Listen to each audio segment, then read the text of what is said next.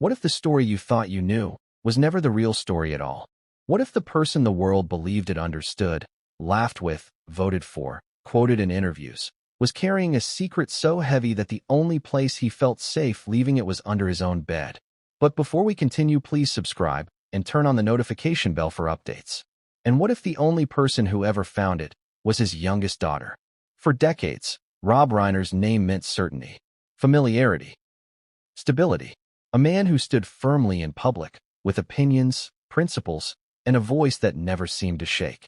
He was visible, vocal, present, the kind of figure people assume has nothing to hide. Until suddenly, he was gone. Not quietly, not peacefully, but violently. A Sunday night. A $13.5 million estate in Brentwood. 2 lives lost. And a family thrown into a storm so brutal, so confusing, that even now, the truth feels fragmented. Split between police reports, media headlines, whispered allegations, and one young woman's alleged account that refuses to leave the conversation. Because according to reports, when Rob Reiner and his wife Michelle were found dead, stabbed multiple times in their own home, the story didn't just end with shock. It began with questions. Questions the public wasn't asking yet. Questions the family may not have wanted answered. And questions that, allegedly, Rob Reiner himself may have been trying to prepare someone for. Someone named Romy Reiner, 27 years old, the youngest daughter, a name most people had never heard before the worst week of her life. And now, according to circulating reports and accounts attributed to those close to the situation, Romy is being described as the person who found something no one knew existed. A handwritten letter, hidden under Rob Reiner's bed, labeled in unmistakable handwriting. If I'm gone. Let that sit for a moment. Not, to whom it may concern. Not my will. Not even goodbye. If I'm gone. What kind of man writes something like that? And what kind of fear makes him hide it instead of sending it? Here's where the story becomes uncomfortable.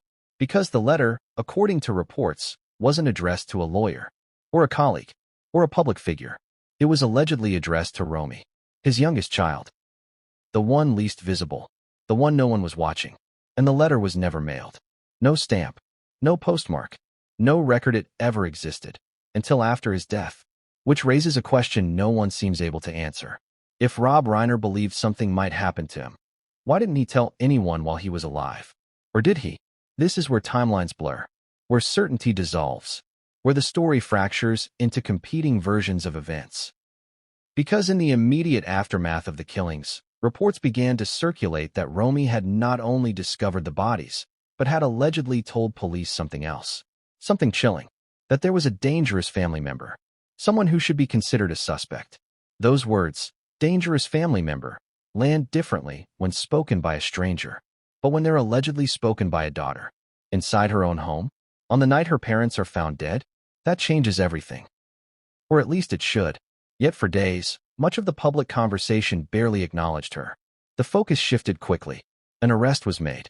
A narrative began to form. Headlines solidified. And as often happens in high-profile cases, complexity was flattened into certainty.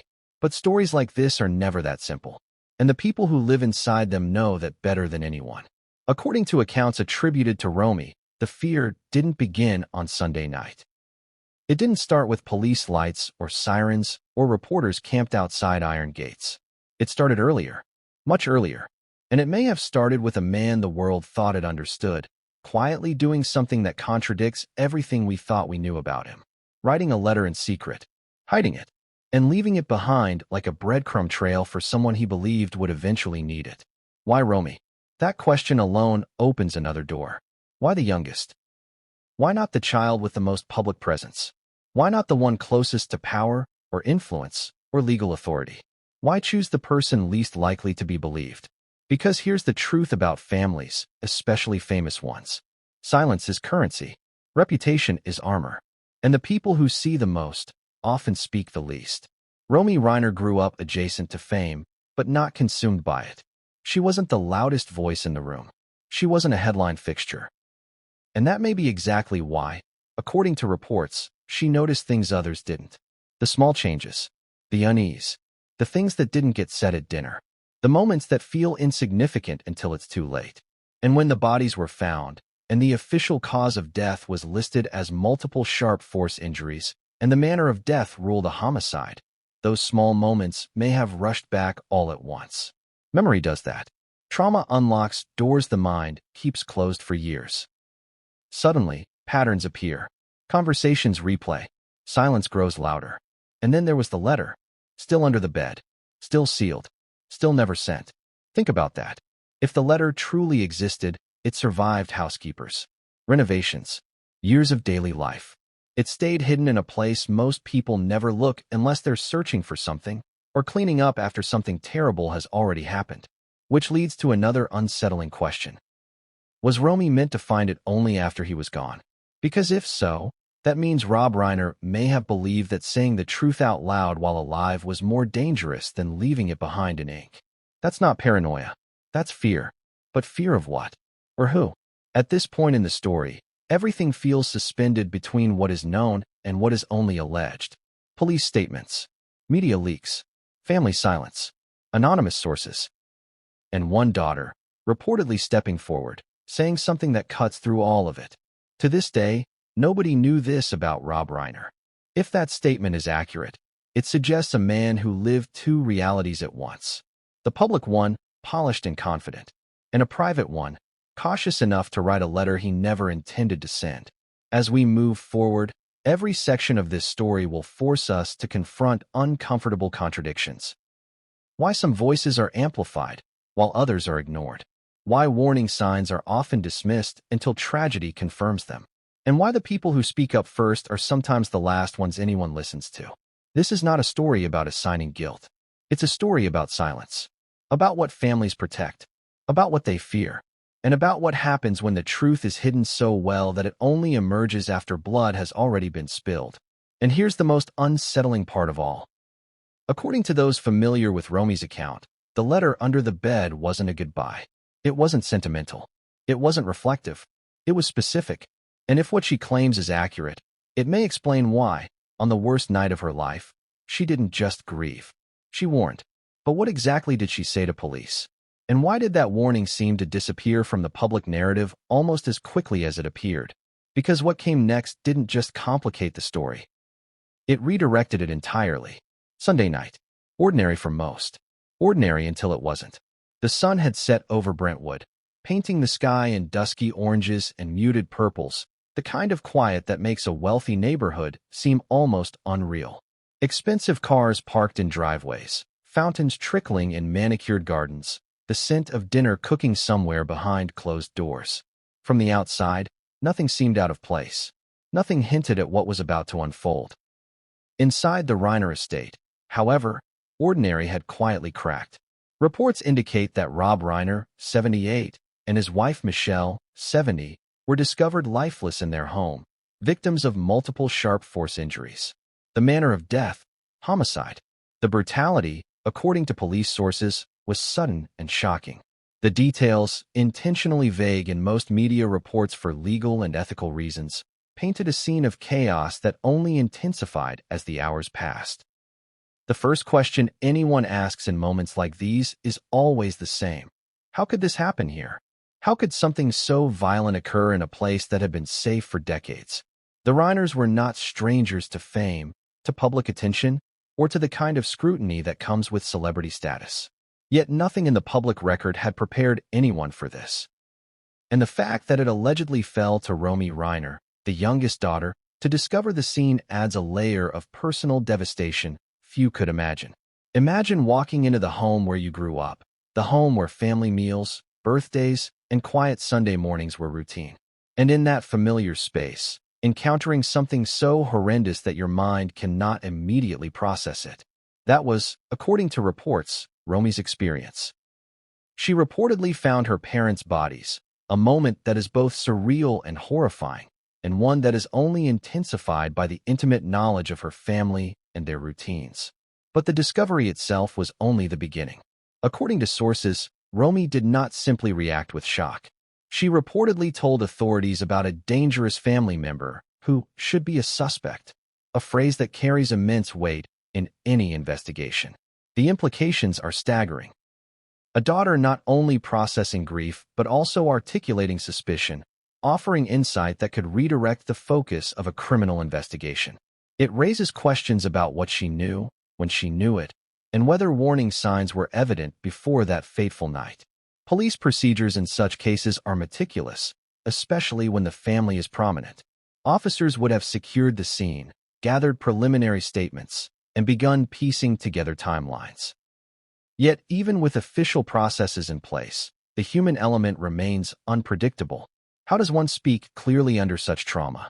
How do investigators separate instinctive fear from factual observations, especially when the witness is both a family member and a potential source of crucial information? At the heart of this chaos was the house itself. Expansive, multi-million-dollar estates like the Reiners are filled with rooms, hallways, and hidden corners.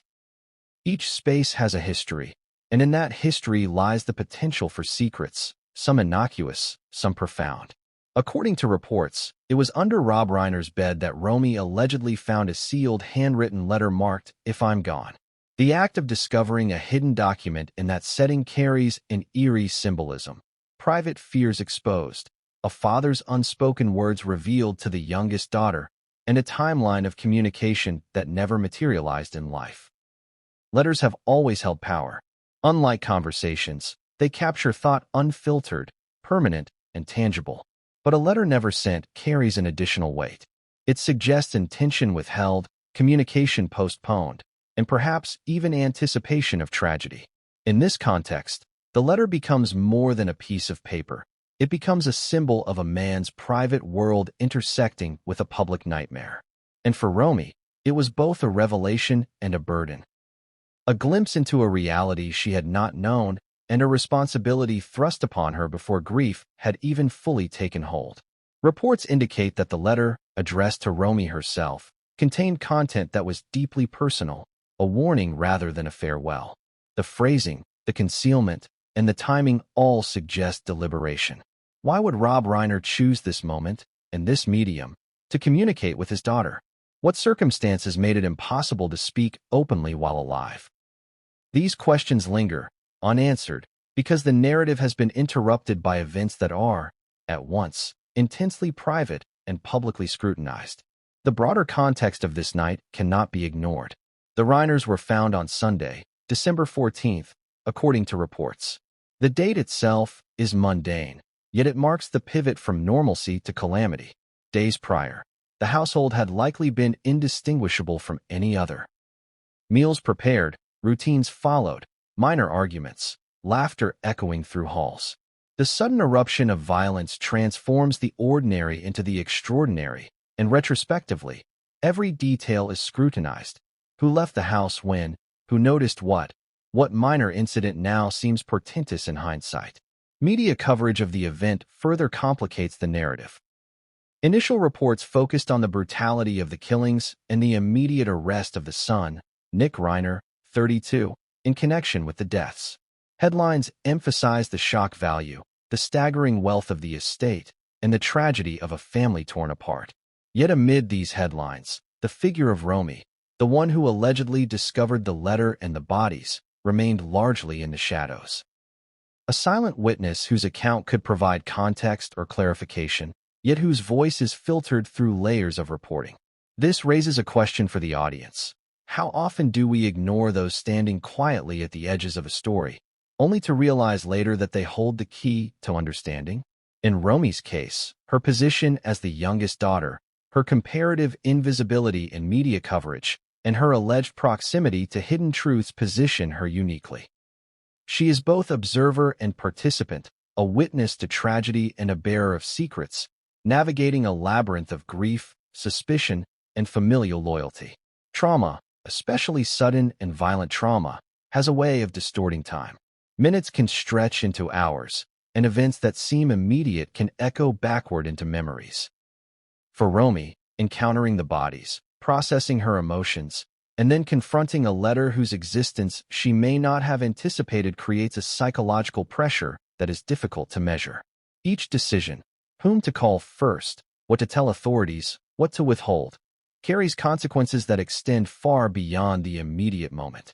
The weight of responsibility is amplified by the public and private intersections of her life. The initial discovery and the subsequent report of a dangerous family member introduce layers of complexity that cannot be overstated. Allegations, even when framed cautiously, influence public perception, guide investigative priorities, and shape narrative arcs in media coverage. Romy's alleged statement is more than a passing comment. It is a fulcrum around which interpretations of the case pivot. But interpreting it requires caution. The difference between what was reported, what was intended, and what is assumed can alter the story profoundly. Meanwhile, the letter under the bed acts as a narrative device that bridges private and public realities. It is tangible proof that Rob Reiner had contemplated his own absence. It is an artifact that suggests premeditation, concern, or fear, but not necessarily guilt or foreknowledge of external events. In literature and storytelling, hidden letters often function as keys to unraveling mysteries, and in real life, their discovery introduces questions about intention, timing, and the nature of familial communication. By the end of that night, the trajectory of the Reiner family had shifted irrevocably, from public admiration and personal routine to scrutiny, grief, and investigation. The ordinary Sunday was transformed into a pivot point that will be dissected for years. The interplay between Romy's discovery, the existence of the letter, and the immediate aftermath of the deaths forms the backbone of a narrative that combines human emotion, familial complexity, and societal fascination. And yet, for all the reports and speculation, one fact remains constant. Romy Reiner allegedly walked into that home and encountered both tragedy and revelation in a single, overwhelming experience. What she chose to do next, how she responded, and how those choices intersected with police action and media coverage are all elements that will unfold in the chapters ahead. The night did not end with the discovery. It ended with the beginning of questions that have no easy answers. Who was the dangerous family member? What did the letter truly contain? Why did Rob Reiner feel compelled to write it, but not send it? And most importantly, how does a family navigate the chasm between public perception and private reality when tragedy strikes so violently and secrets are unearthed in the most literal sense? As the investigation continued, timelines blurred and narratives collided. The Reiner estate, once a place of normalcy, became a focal point for curiosity, speculation, and grief. Romy's account, though reportedly central to the early stages of the case, was filtered through multiple intermediaries. Police statements, media coverage, and family silence, leaving gaps and contradictions that only deepened the mystery. By framing this night with such gravity, the story immediately sets up a tension between perception and reality, between the public image of a famous family and the private turmoil concealed behind walls of wealth and normalcy. It primes the audience to follow Romy's perspective while acknowledging the complexity of media, law enforcement, and human emotion. And just when it seems the night has revealed everything, there is the final chilling layer. The letter, unopened until after the bodies were discovered, remains a sealed mystery. Its very existence is a provocation.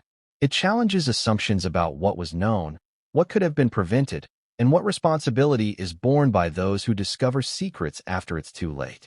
It promises revelation, but only on Romy's terms. And only if the story is pieced together carefully, chronologically, and with attention to both emotional truth and factual reporting.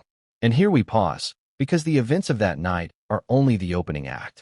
What came next would change everything, and no one saw it coming. When the story first broke, most headlines focused on the horror of the scene. Rob Reiner and Michelle Reiner found stabbed to death in their Brentwood estate, the shocking arrest of their son Nick, the enormous fortune at stake, the ripple effect through Hollywood and social media. But amid the chaos, one figure remained largely invisible, Romy Reiner, the youngest daughter. And yet, according to multiple reports, she was central to the story. She was the one who allegedly discovered the letter under her father's bed. She was the one who reportedly warned authorities about a dangerous family member. She was, in essence, the daughter nobody was watching, and her perspective could change everything we thought we knew. Romy Reiner, 27 years old at the time, is the kind of figure who doesn't often appear in the spotlight. Growing up as the youngest child of a famous family comes with its own set of complexities. Attention is distributed unevenly in families like the Reiners. Older children, often tasked with representing the family publicly, absorb much of the media gaze. But the youngest child, quieter by design or circumstance, often observes more than participates. She sees the cracks in the public veneer, notices the minor tensions that others dismiss, and sometimes internalizes a sense of responsibility far beyond her years. For Romy, those qualities reportedly positioned her uniquely on the night of December 14th. While the world focused on headlines and speculation, she was reportedly navigating the aftermath of discovering not just her parents' lifeless bodies, but also a secret that had been deliberately left for her alone. The letter under Rob Reiner's bed, marked with the chilling words, "If I'm gone." It's easy to overlook how profound that moment is. Imagine a young woman, barely out of her 20s, stepping into a room filled with personal history, only to encounter death and mystery simultaneously. She is forced into the dual roles of grieving daughter and witness, her instincts torn between fear, sorrow, and the practical need to alert authorities. For someone so young, the emotional stakes are staggering. And yet, reports suggest that Romy acted with presence of mind. She did not run blindly into the world seeking attention. She did not immediately speak to the media. Instead, she reportedly spoke to the police, naming a family member she described as dangerous. That one statement, according to accounts, instantly reframed the narrative. It suggested pre-existing tensions within the family and possibly prior knowledge of risk. It implied that what unfolded that night was not only tragic, but also preceded by warning signs that may have been overlooked or dismissed. The position of the youngest daughter in a high-profile family often comes with an invisible weight. Older siblings carry expectations to perform publicly. Parents manage reputations. The youngest child witnesses it all, often quietly. In Romy's case, this quiet observation may have allowed her to notice things others didn't. Subtle changes in family dynamics, tension between family members, or behavioral cues that, in retrospect, appear significant. But such observations, made in real time, rarely come with clarity. Trauma can blur perception. Fear can distort memory. And yet, the importance of her alleged statements to authorities suggests that even amid shock, she was able to identify what others might have ignored. For the public, the youngest child often seems peripheral. Romy's absence from the media spotlight may have shielded her from scrutiny before, but it also positioned her uniquely as a witness. While her siblings may have been accustomed to public attention, Romy's quiet presence allowed her to move through the estate, notice details, and recognize the significance of the hidden letter. She may have seen, in the margins of daily life, the things that make tragedies avoidable, or, at the very least, understandable after the fact. This raises questions about perception and visibility in families. Who truly observes the inner workings of a household? Who notices the inconsistencies, the silent fears, the subtle signs of tension? According to reports, Romy was paying attention, and her attention mattered. It mattered legally, emotionally, and narratively. It placed her at the center of a story the world largely ignored until her voice was, indirectly, amplified through media accounts. It is also worth noting that being the youngest child can foster a sense of hyper-awareness. Children in that position often develop intuition about others' intentions and moods. In the Reiner household, where fame and public perception were constant pressures, Romy may have internalized an acute sense of when something was amiss. This may help explain why, on the night of her parents' deaths, she reportedly recognized danger in a way that others did not, or could not. The dynamics of being invisible yet central are emotionally complex. On one hand, it can feel isolating. Your voice is not often heard. Your role is understated. On the other hand, invisibility can offer a vantage point, a chance to see the unspoken, to notice subtle cues, to understand the undercurrents of familial relationships. For Romy, this duality appears to have manifested in a moment of both personal trauma and investigative significance. Reports describe Romy as calm under circumstances that would paralyze most people. She reportedly made statements to law enforcement that contained information others might have overlooked entirely. And yet, she remained largely absent from public narratives.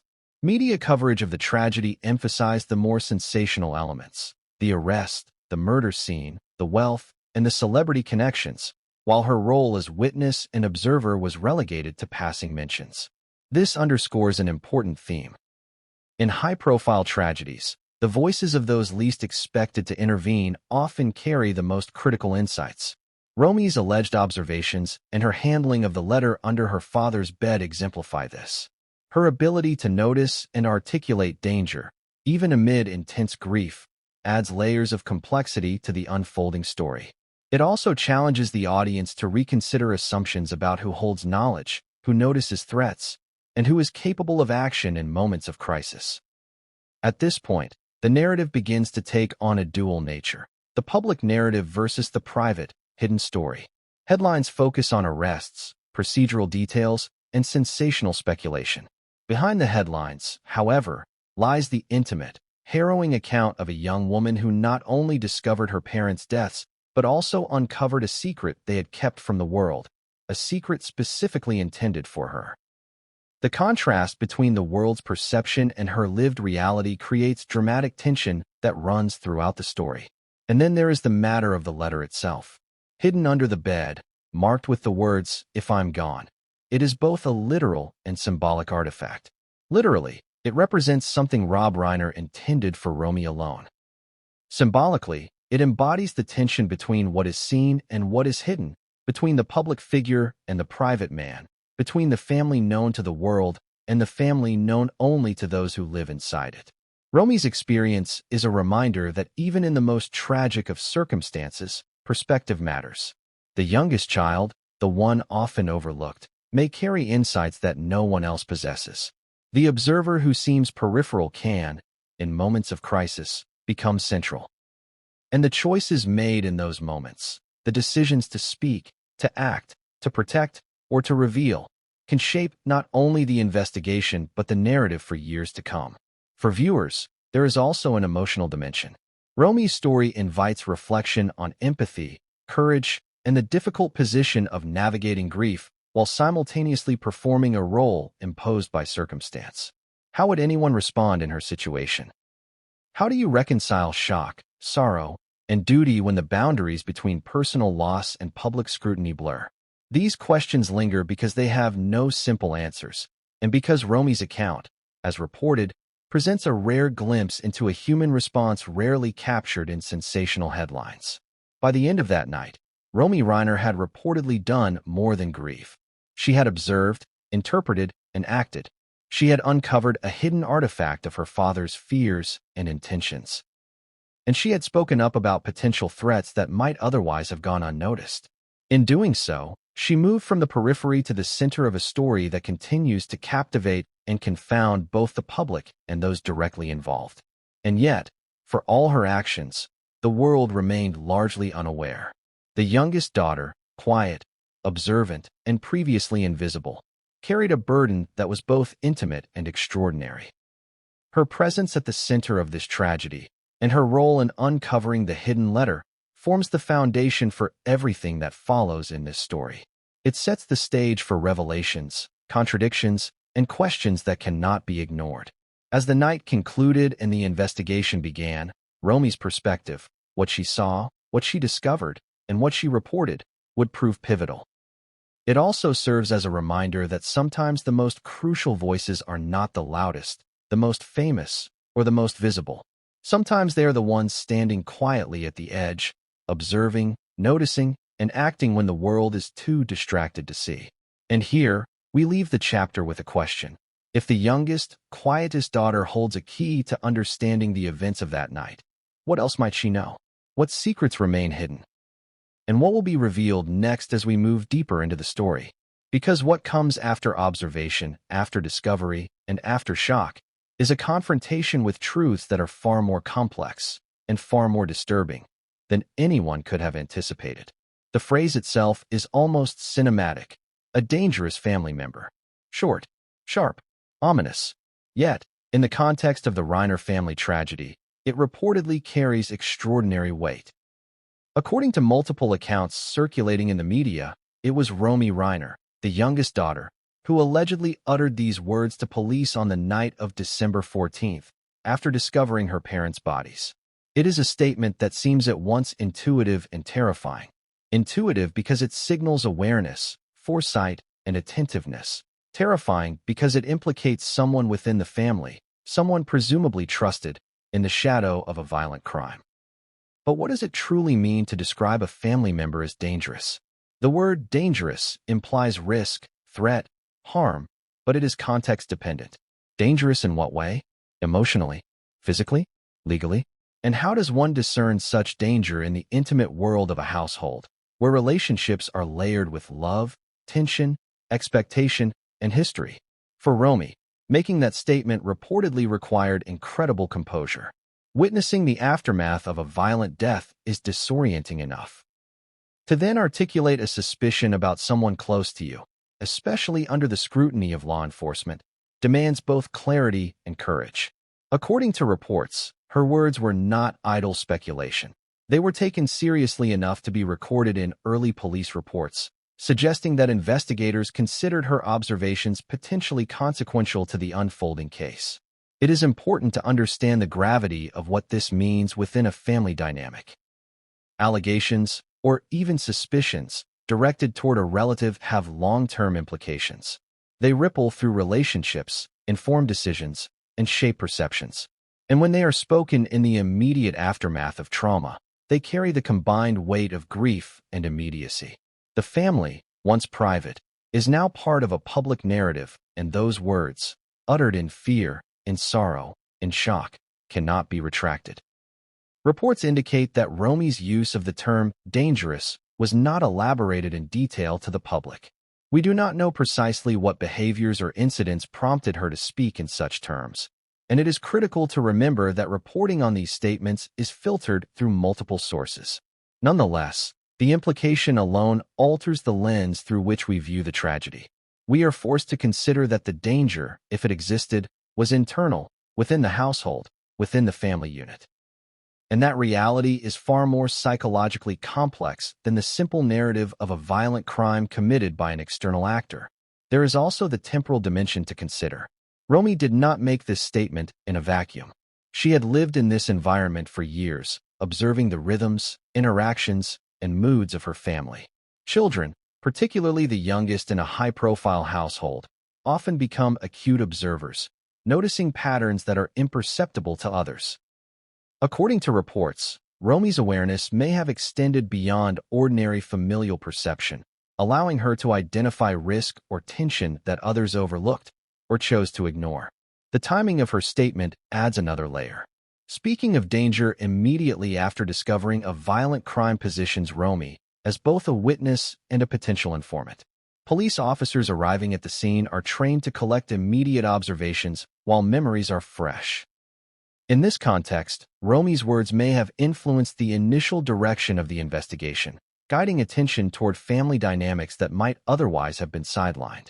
Yet the public narrative often omitted this nuance, focusing instead on the arrest of Nick Reiner and the sensational elements of the crime scene. Here, it is worth pausing to reflect on the psychological burden of being the observer who also acts. Witnessing tragedy is one form of trauma. Actively naming a possible threat adds another layer of responsibility. According to trauma studies, individuals who are thrust into roles requiring rapid judgment in emotionally charged circumstances often experience prolonged stress, anxiety, and hypervigilance. Romy's alleged statement, though brief in words, represents a profound cognitive and emotional process, assessing risk, recognizing danger, and articulating it under conditions of extreme pressure. It is also essential to examine the social and familial consequences of such a declaration. Describing a relative as dangerous can fracture relationships irrevocably. It can introduce suspicion, create mistrust, and complicate the grieving process. Within the Reiner family, where media scrutiny and public perception are constant pressures, such a statement, uttered in the immediate aftermath of death, would inevitably reverberate through every interaction, official report, and private conversation that followed. At the same time, Romy's words raise critical questions for the audience. What did she perceive that others did not? Was it behavior, conversation, tone, or a combination of subtle cues over years? And how does one translate intuitive fear into actionable language in moments of trauma? These questions underscore the dual nature of her role. Both observer and interpreter, both witness and analyst. Reports do not confirm whether investigators were able to immediately act on Romy's warning. In most homicide cases, authorities pursue leads methodically, balancing witness statements, forensic evidence, and corroborative details. Yet the reported existence of the letter under the bed complicates matters. If the letter contained warnings, instructions, or insights about risk, Romy may have been navigating not only the discovery of her parents' deaths, but also the responsibility of interpreting a private communication whose context and meaning were entirely opaque.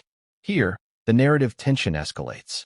A young woman, recently thrust into unimaginable circumstances, holds potentially vital information about family dynamics. She has made a verbal statement indicating danger. She has discovered a physical document that may illuminate hidden fears. And the world, by all accounts, remains largely unaware of the depth of her involvement.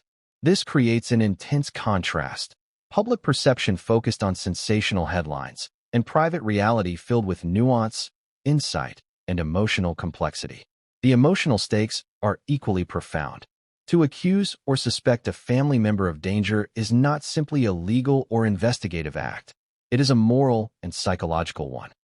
It involves balancing loyalty against self-preservation, love against fear, and grief against duty. Romy's alleged statement indicates that she navigated these conflicting forces in real time, a testament to both her acute awareness and the extraordinary pressures placed upon her by circumstance. Yet the public rarely appreciates this complexity. Media narratives, by design, simplify events for consumption. The arrest of a son becomes the headline. The discovery of a letter and a verbal warning becomes a footnote.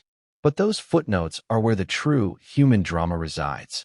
They reveal the subtle, often invisible, forces shaping outcomes in ways that cannot be quantified by news metrics or click rates. Romy's role as the daughter who saw, who spoke, and who may have understood, embodies the tension between what is reported and what actually occurred.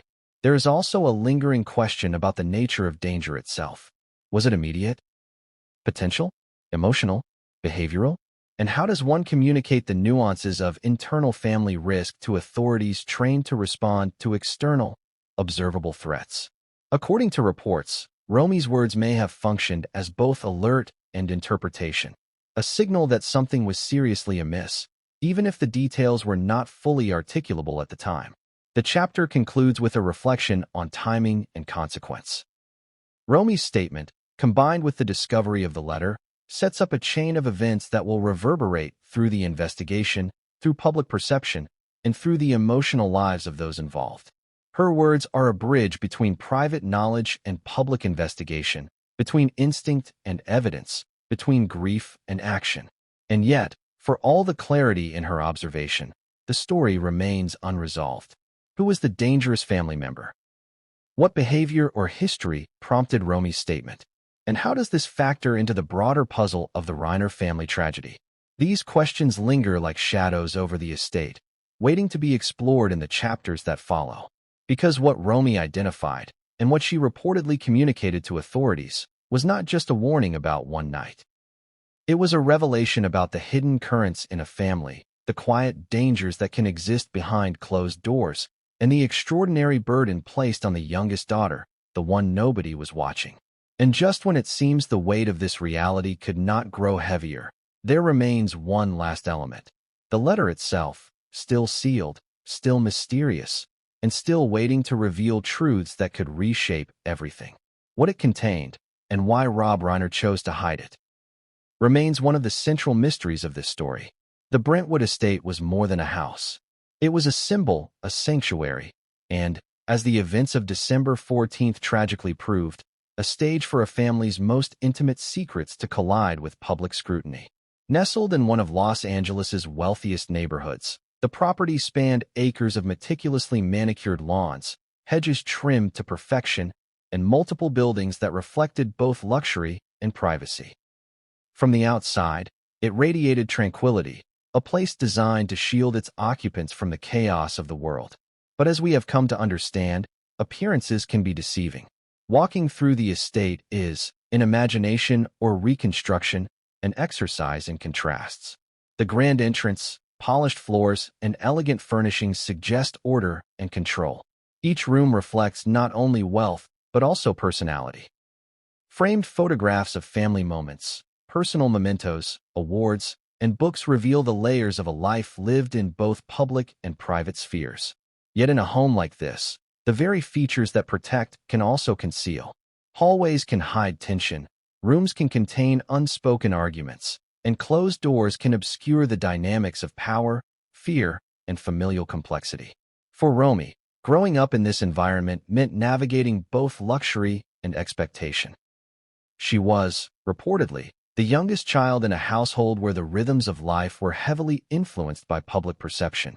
The daily routines, dinners, celebrations, interactions with staff, and the management of public appearances were likely regimented, creating a sense of structure that masked the emotional currents flowing beneath the surface. Children in such households often become skilled observers, attuned to subtle shifts in tone, expression, and behavior. It is these small observations, invisible to outsiders, that can later prove critical when crisis strikes. On the night of the tragedy, these familiar spaces suddenly became sites of horror. The rooms where laughter once echoed now held stillness.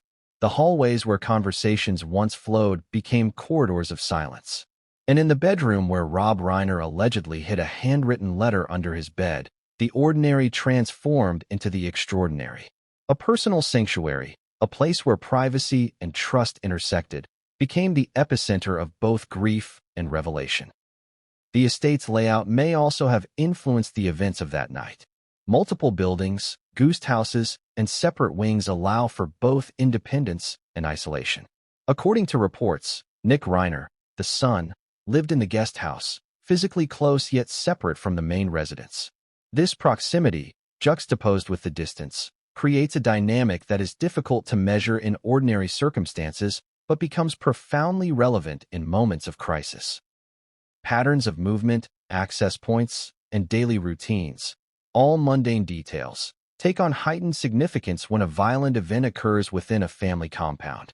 There is also the psychological dimension of living in such a home. Expansive estates offer freedom, privacy, and comfort, but they can also foster a sense of detachment from immediate reality. In large properties, the sounds, conversations, and behaviors of individuals can be easily compartmentalized or unnoticed. Children, staff, and family members may each inhabit their own spheres, creating pockets of isolation even within a shared space. For Romy, these conditions may have shaped her perception that something was amiss, allowing her to notice details others might have overlooked. The design of the home, the placement of rooms, the hidden corners, the areas rarely traversed, takes on symbolic weight in this story. It is in these hidden or private spaces that secrets often reside. The letter, concealed under the bed, exemplifies this. Its location is not arbitrary. Beds are intimate, private, and personal. Hiding a message beneath one suggests deliberate intent, a hope that only a specific person, one aware and attentive, would eventually uncover it. For Romy, discovering the letter required more than mere presence. It required attentiveness, awareness, and perhaps intuition honed over years of observing her family dynamics. Staff and daily routines add another layer to the narrative.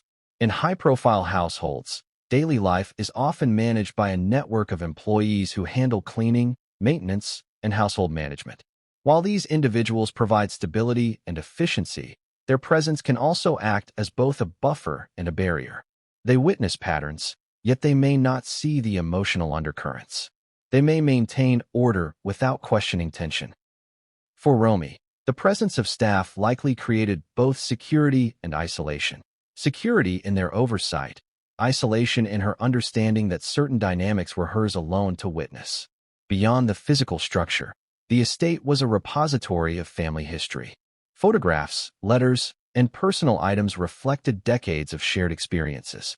Each object carries memory, anniversaries celebrated, birthdays marked, vacations remembered, and quiet evenings spent in domestic normalcy. On December 14th, these objects remained, silent witnesses to events they could not prevent. The juxtaposition of daily life and sudden tragedy creates a tension that heightens the drama. It is as if the house itself holds both the comfort of memory and the horror of the present. In exploring the estate, one must also consider the sensory dimensions. The faint scent of perfume, the polished surfaces, the muted lighting, all contribute to the perception of space and mood. On a day like any other, these details are unnoticed. On a night of crisis, they can amplify tension. They become markers of absence, a fragrance that lingers, a light left on, a chair still slightly out of place. For Romy, navigating this sensory environment amidst shock and grief would have been both disorienting and revealing. The social and emotional geography of the home cannot be overstated. Large estates foster physical separation, which can influence relational dynamics. Spaces designated for privacy, bedrooms, offices, hidden alcoves, can become sites of both protection and secrecy. In the Reiner home, these spaces reportedly contain not only personal belongings, but also the hidden letter that would later form the central mystery of this story. The letter's concealment in a private room reinforces the duality of the home. It is both a place of safety and a repository of hidden truths. For the audience, this chapter invites reflection on the interplay between space and secrecy. How do physical environments shape human behavior? How do hidden corners, private rooms, and expansive layouts influence what is observed, what is concealed, and what ultimately becomes critical in a moment of crisis? In the Reiner estate, every room, hallway, and door holds the potential for discovery or concealment. Romy's attentiveness allowed her to access a revelation that might have remained hidden indefinitely. As the night unfolded, the estate transformed from a familiar domestic space into a locus of investigation, media attention, and public speculation. Officers moved through hallways, investigators documented evidence, and journalists began to construct narratives. Yet for Romy, the home remained intensely personal. Each room contained memories, each object a reminder of the family she had lost. The estate, once a backdrop for ordinary life, had become a stage for trauma, mystery, and revelation. By examining the life inside the Brentwood estate, we gain insight into both the ordinary and extraordinary elements of this story. It is a place where wealth, privacy, and family intersect, creating conditions that foster both intimacy and concealment. The physical structure mirrors the emotional landscape, layered, complex, and capable of hiding both fear and truth. Romy's ability to navigate this space, discover the letter, and articulate warnings underscores the significance of attention, observation, and courage in moments of extreme stress. And yet, even after understanding the estate's layout, ambience, and psychological weight, questions remain. What prompted Rob Reiner to hide the letter? Why was it addressed specifically to Romy? How did the design of the house influence what was discovered, what was observed, and what remains hidden? These questions linger, creating a sense of suspense that extends beyond the tragic events themselves. Because the house is more than a setting, it is an active participant in the story. It frames the narrative, shapes perception, and amplifies both fear and revelation. And as we prepare to explore the next chapter, focusing on the chilling discovery under the bed, the audience must consider: how does a seemingly ordinary domestic space become the container for secrets that will alter the course of a family's history? The answer, as always, lies just beneath the surface. Literally, in the case of the letter, and the next chapter will reveal how one small discovery in a private room transformed the narrative from tragedy into a story of mystery, warning, and concealed truth. If you've ever wondered what it feels like to stumble upon a secret so intimate, so carefully hidden, that it changes everything you thought you knew about someone you love, imagine this: stepping into a familiar room, expecting only routine, and discovering something that reframes the past, the present, and possibly the future. For Romy Reiner, that moment reportedly occurred under her father's bed. There, concealed from the world, she allegedly found a handwritten letter marked, "If I'm gone." The choice of location is striking. Beds are personal, private spaces, a place where one sleeps, dreams, reflects. To hide a letter there suggests a deliberate intention. The sender wanted it to remain unseen unless circumstances dictated otherwise. And in this case, the circumstances did indeed dictate its discovery. But what drove Rob Reiner to write such a note? And why conceal it in this manner, addressed specifically to his youngest daughter? The letter itself, according to reports, was never mailed. This detail is crucial. A mailed letter would be public or at least documented. It could be intercepted, delayed, or disregarded. By keeping it hidden, Rob Reiner ensured that only the intended recipient, Romy, could access it. This adds a layer of intimacy and urgency to the message. Whatever it contained, it was meant to be private, and its secrecy suggests that he believed the content could be dangerous, misunderstood, or simply too personal to share openly. The phrasing, "if I'm gone," immediately grabs attention. It is not a casual statement. It implies forethought, awareness of mortality, or anticipation of absence. But it is deliberately ambiguous. Gone from where? Gone from life. Gone from a situation? Gone emotionally. This ambiguity creates tension, forcing the reader, or in this case, Romy, to interpret both literal and symbolic meanings simultaneously. Romy's discovery reportedly placed her in a unique position. Unlike other family members or witnesses, she not only encountered the aftermath of tragedy, but also held a tangible artifact of her father's inner world. This letter was more than paper. It was a key to understanding fears, intentions, or unspoken truths. It demanded attention, interpretation, and discretion. And it did so at a moment when Romy was already processing the unimaginable, the violent deaths of her parents. The psychological impact of such a discovery cannot be overstated. Trauma affects memory, perception, and decision-making. Finding a secret message amidst an already catastrophic scenario compounds the emotional load. Romy was reportedly forced to navigate grief, shock, and responsibility all at once. The letter, therefore, was not just a document. It was a test of resilience, insight, and judgment. Consider the implications of a letter addressed specifically to a child in a famous family. Publicly, the Reiners were a unit observed, analyzed, and documented. Privately, however, this letter suggests hidden concerns, warnings, or instructions. It raises questions about what was discussed openly versus what remained behind closed doors. For the audience, it challenges assumptions. How well do we truly know the people we admire, or even the families we believe we understand? There is also the timing factor. The letter was discovered posthumously, after tragedy had struck. This sequence intensifies its significance.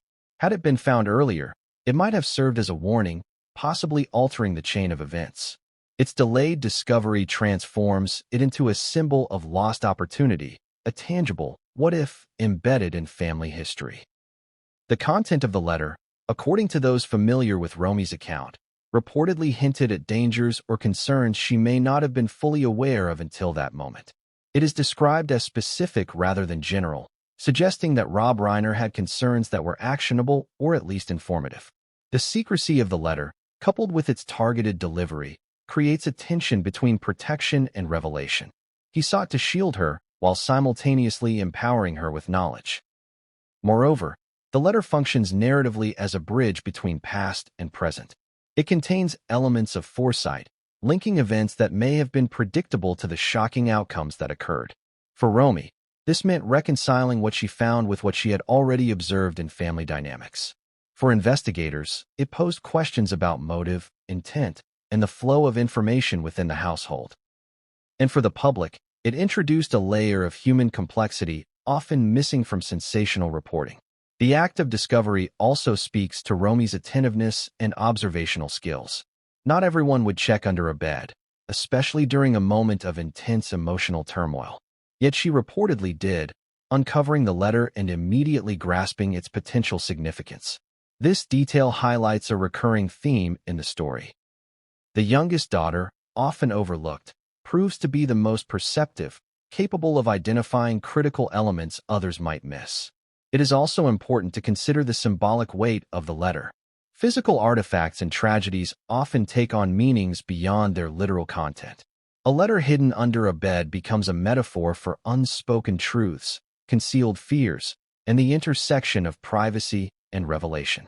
In this case, the letter embodies both intimacy and suspense. It serves as a tangible link between Rob Reiner's private anxieties and Romy's role as the inheritor of that knowledge. For viewers, this chapter underscores the emotional and narrative tension between discovery and interpretation. Romy did not simply find a letter. She encountered a piece of her father's psyche, a message intended to guide, warn, or inform. The ambiguity, the timing, and the secrecy all amplify the drama. This is not just a story about a crime. It is a story about insight, perception, and the burden of understanding in moments of crisis. Finally, the letter sets up the next phase of the story. What did it reveal? How did it connect to the events of that night? And perhaps most importantly, what does it tell us about Rob Reiner as a father, a public figure, and a private individual navigating fears too complex to articulate openly? As we prepare to delve into these questions, one fact remains clear. The letter under the bed was not just paper. It was a catalyst, a key, and a challenge. And its discovery by Romy Reiner ensured that the narrative of the Reiner family tragedy would be forever intertwined with her observations, her courage, and the secrets she unearthed in a single, life-altering moment. But what the letter contained, and why it was written, remains a mystery that will unfold in the chapters ahead, revealing truths that are as shocking as they are deeply personal. December 14th. The date itself now carries a weight that no calendar could ever convey. To anyone outside the Reiner family, it may have seemed like an ordinary Sunday, a day of rest, routine, and the mundane rhythm of life. But for those inside the Brentwood estate, it became the pivot point for horror, grief, and secrets finally surfacing. That night, the Reiner family, publicly admired, privately complex, fell apart in a way that would leave indelible scars. The discovery of Rob and Michelle Reiner's bodies was only the beginning. Reports indicate that their son, Nick Reiner, 32, who lived in the guest house on the estate, was immediately considered a person of interest. The circumstances surrounding his arrest, according to law enforcement sources, added layers of both shock and confusion to an already staggering event. In parallel, Romy's role, reportedly discovering both the bodies and a hidden letter under her father's bed, positioned her as a critical witness, a person whose observations could help investigators reconstruct a narrative that seemed impossible to understand at first glance. Families, particularly those in the public eye, often present a facade of cohesion. Social appearances, public statements, and curated images create an impression of harmony. But private life rarely matches public perception. The Reiner estate, luxurious and expansive, allowed family members both proximity and separation. Within these walls, tensions, rivalries, and hidden dynamics could exist unseen by outsiders. That night, all of those hidden threads unraveled simultaneously, exposing raw emotion, trauma, and the consequences of unspoken fears. Romy's experience during the night must have been overwhelming. Not only was she confronting the physical reality of death, but she was also processing years of accumulated tension, patterns of behavior, and the newly discovered letter. Each element compounded the psychological impact: grief at her parents' deaths, shock at the violent circumstances, and the responsibility of understanding and relaying what she had found. This combination is rare, almost cinematic, and it frames her as both a witness and a custodian of secrets that extended beyond what any investigator could immediately document. The term dangerous family member, which Romy reportedly used in her statements, becomes particularly poignant when framed within this night. It was not merely an observation, it was a warning. Law enforcement, receiving such a statement in the immediate aftermath, would have had to balance urgency with caution. Questions arise. Who did she mean? What behaviors or prior events had informed her perception? How could a young woman, already traumatized, accurately assess potential threats in the heat of the moment? These are questions the public rarely considers, yet they are central to understanding the emotional gravity of the night. Consider the logistics of the discovery. The Reiner estate is expansive, with multiple buildings, hidden alcoves, and private spaces. For Romy to find the letter under her father's bed and simultaneously recognize the magnitude of the situation suggests an acute awareness that is uncommon even among adults twice her age. She reportedly had to navigate hallways, rooms, and possibly confront the reality of what she had already observed about the family dynamics, all while managing the immediate shock of loss. This night also raises the question of timing and sequence. According to reports, the bodies were discovered first, and the letter was found thereafter. But the sequence is emotionally significant. Discovering the bodies establishes trauma. Discovering the letter introduces information that could contextualize that trauma, offering potential insight into her father's mindset, fears, and intentions. It is almost as if the house itself orchestrated a dual revelation. First the catastrophe, then the clue. And Romy, the youngest daughter, was in the perfect and tragic position to witness both. The impact on Romy's psyche cannot be overstated. Trauma experts note that the simultaneous experience of shock, discovery, and responsibility can result in acute stress responses, hyperawareness, rapid cognitive processing, and emotional dissociation. For a 27-year-old, these experiences are extraordinarily demanding. Yet Romy reportedly maintained clarity, identifying a potential threat, discovering a hidden letter, and communicating crucial information to authorities. This is a remarkable combination of presence of mind, courage, and emotional resilience.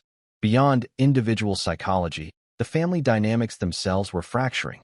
The Reiners, like many families, likely had a mix of public performance and private tension. Nick Reiner's arrest, Romy's discoveries, and the revelation of the letter introduced elements of suspicion, blame, and confusion. Each member's actions, or inactions, would now be scrutinized under a microscope.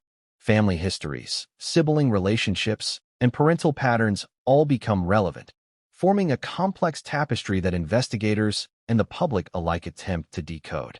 The night was not merely a moment in time. It was the collapse of the familiar order of the Reiner household. Ordinary life was abruptly replaced by uncertainty, suspicion, and grief. Romy, as both witness and informant, had to navigate these turbulent waters while maintaining composure sufficient to communicate with authorities. Her role is central to reconstructing the events, understanding the letter, and placing the dangerous family member comment in context.